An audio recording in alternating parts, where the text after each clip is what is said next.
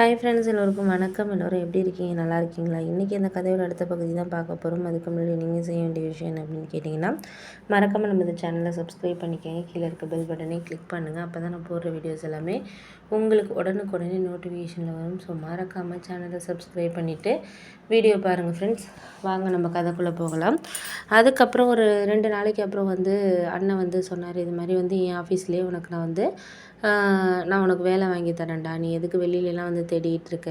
நீ என்கிட்டயே கேட்டிருக்கலாம்ல அப்படிங்கிற மாதிரி. ஏன்னா நான் கிட்டத்தட்ட ஒரு 7-8 மாதமாகவே வேலை படிப்பு முடிச்சதுலேருந்தே தேடிட்டு இருந்தேன். ஆனால் அண்ணங்கிட்டலாம் எனக்கு கேட்கணுன்னு தோணலை. ஏன் தோணலைன்னா, அவர் தான் என்னை ஓரளவு படிக்க வச்சதுக்கு எல்லாமே செலவு பண்ணது. அப்பா பாதி இவர் பாதி அப்படிங்கிறப்போ அவர்கிட்ட நம்ம திருப்பியும் போய் இது வேலையை வாங்கி கொடுங்க அப்படின்னு சொல்லிட்டு கேட்குறதுக்கு எனக்கு மனசுக்குள்ளே ஒரு மாதிரி பிடிக்கல அப்படின்னு தான் சொல்லணும். அவர் நம்ம கஷ்டப்படுத்தக்கூடாது அப்படின்னு சொல்லிட்டு நம்மளால் முடிஞ்ச அளவுக்கு முயற்சி பண்ணி நம்ம வேலையை தேடணும் அப்படிங்கிற மாதிரி எனக்கு தோண ஆரம்பித்தோன்னே என்னாச்சுன்னு பார்த்தீங்கன்னா, கொஞ்சம் கஷ்டமாகவும் இருந்துச்சு. என்னடா இது அப்படிங்கிற மாதிரி. அதுக்கப்புறம் ஒரு 2-3 நாளைக்கு அப்புறம் அண்ணனே சொன்னார், இது மாதிரி ஊருக்கு வந்திருந்தார். ஊர்லேருந்து வந்திருந்தப்போ லீவுக்காக வந்திருந்தப்போ சொன்னார், ஏன் கிட்டத்துக்கு உனக்கு கேட்கணுன்னு ஏன் உனக்கு தோண மாட்டேங்குது? நான் என்ன அப்படி இதாகிட்டேனா அப்படி இப்படின்னோடனே, இல்லைண்ணே அதெல்லாம் ஒன்றும் கிடையாது. எனக்கு உங்ககிட்ட கேட்கக்கூடாதுன்னெலாம் கிடையாது. இருந்தாலும் ஒரு மாதிரி மனசுக்குள்ளே ஒரு மாதிரி கஷ்டமாக தான் இருக்குது. நீங்கள் படிக்க வச்சதுக்கும் எனக்காக நிறைய கஷ்டப்பட்டுருக்கீங்க. அப்படி இருக்கப்போ திருப்பி நான் வேலை விஷயமா இது பண்ணுறதுக்கு எனக்கு ஒரு மாதிரி கஷ்டமாக இருக்குண்ணே அப்படின்னோடனே, இதில் என்ன கஷ்டம் இருக்குது? நீ ஒரு நல்ல இடத்துல ஒர்க் பண்ணனா எனக்கு சந்தோஷம் தானே. அதனால் நீ முடிஞ்ச வரைக்கும் எனக்கு ஒரு விஷயத்த நான் உங்ககிட்ட சொல்ல விரும்புகிறேன். எதா இருந்தாலும் நம்மளால் இது பண்ணணும் அப்படிங்கிற மாதிரி தேவையில்ல.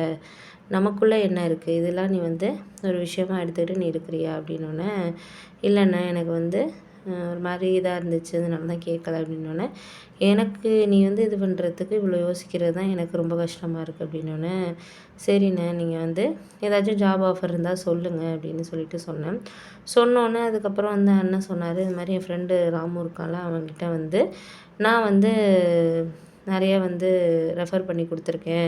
அவனுக்கு நிறைய ஹெல்ப் பண்ணியிருக்கனால அவன் எனக்கு கண்டிப்பாக நான் கேட்குறேன். அவன் நிறைய கம்பெனிஸ் ரெஃபர் பண்ணி ஆளுங்கள்லாம் கொடுத்துக்கிட்டு இருக்கான். கண்டிப்பாக அவன் நமக்கு ஹெல்ப் பண்ணுவான். நான் கேட்டு பார்க்குறேன் அப்படின்ட்டு. அப்புறம் அண்ணன் கேட்டார். கேட்டதுக்கப்புறம் கேட்டது மாதிரியே அவரும் ஒரு 2-3 கம்பெனிஸ் எனக்கு ரெஃபர் பண்ணார்.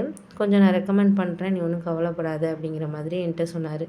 சரி ஓகே அப்படின்னு சொல்லிவிட்டு நானும் மறுநாள் அண்ணனோடையே கிளம்பி போனேன். இது மாதிரி பெங்களூர் போனேன். போனதுக்கப்புறம் எனக்கு ஃபஸ்ட்டுங்கிறதுனால கொஞ்சம் ஒரு மாதிரி பயமாக தான் இருந்துச்சு. ஏன் அப்படின்னா, இன்டர்வியூ இங்கே அட்டெண்ட் பண்ணியிருந்தாலும் வெளியூரில் அந்த அளவுக்கு நான் போயிட்டு இன்டர்வியூலாம் எதுவுமே கம்பெனிஸில் அட்டெண்ட் பண்ணதில்லை.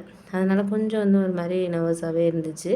அதுக்கப்புறம் அவர் அண்ணன் தான் சொன்னார், நீ இதுக்கே பயந்தனா இன்னும் போக போக எவ்வளோ விஷயங்கள் இருக்குது, அதெல்லாம் எப்படி சமாளிக்கிறது அப்படின்னாங்க. அதுக்கப்புறம் எனக்கு கொஞ்சம் சப்போர்ட் பண்ணார்.